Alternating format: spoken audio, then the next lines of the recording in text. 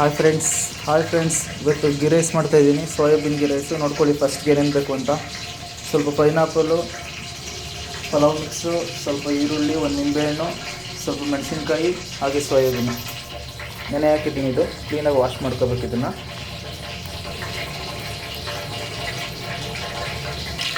ಆಮೇಲೆ ಸ್ವಲ್ಪ ಆಯಿಲು, ಸ್ವಲ್ಪ ತುಪ್ಪ ಹಾಕ್ಕೊಂಡಿದ್ದೀನಿ, ಕಾಯ್ತಾ ಇದೆ. ಫಸ್ಟಿಗೆ ಸ್ವಲ್ಪ ಮೆಣಸಿನ್ಕಾಯಿ,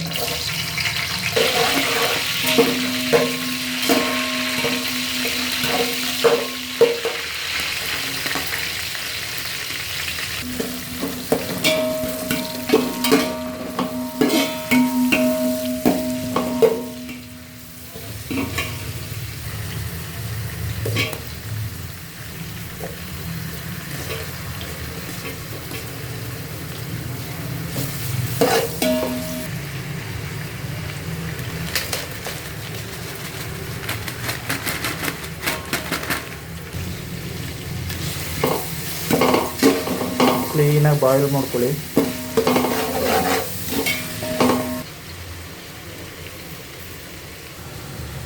ಒಂದು 10 ನಿಮಿಷ ಅಕ್ಕಿ ನೆನೆ ಹಾಕ್ಬೇಕು. ಇದನ್ನು ನೀರು ಕುದಿಯೋ ಗಂಟ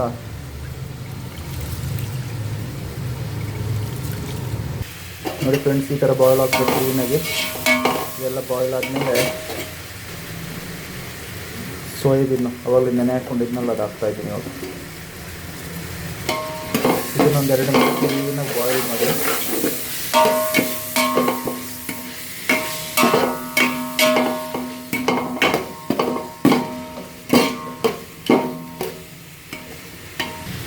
ಇದೆಲ್ಲ ಸ್ವಲ್ಪ ಬಾಯ್ಲ್ ಆದಮೇಲೆ ಅದಕ್ಕೆ ಒಂದು ಡಬ್ಬಲ್ ನೀರು ಹಾಕಬೇಕು. ಅಕ್ಕಿಗೆ ಎಷ್ಟಿರುತ್ತೆ ಅದರ ಡಬ್ಬಲ್ ನೀರು, ಸ್ವಲ್ಪ ಕಮ್ಮಿ ಹಾಕಬೇಕು ನೀರು.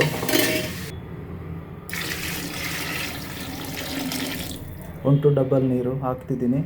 ಇದು ಸ್ವಲ್ಪ ಕುದಿಬೇಕು. ಇವಾಗ ಮಾಡುತ್ತಿರುವುದು ನಾವೇ ನೋಡಿ. ಸ್ವಲ್ಪ ಕೊತ್ತಂಬರಿ ಸೊಪ್ಪು ಲಾಸ್ಟ್ ಕ್ಲೈಮ್ಯಾಕ್ಸ್ಗೆ ಹಾಕ್ಬೇಕಿದು.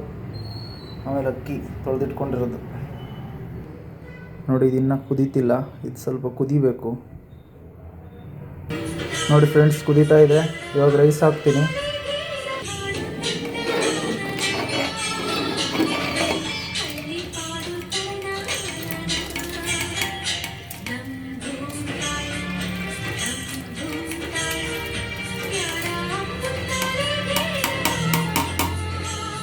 ನೋಡಿ ಫ್ರೆಂಡ್ಸ್, ರೆಡಿ ಆಗ್ತಾ ಇದೆ soybean jeera rice, ghee rice.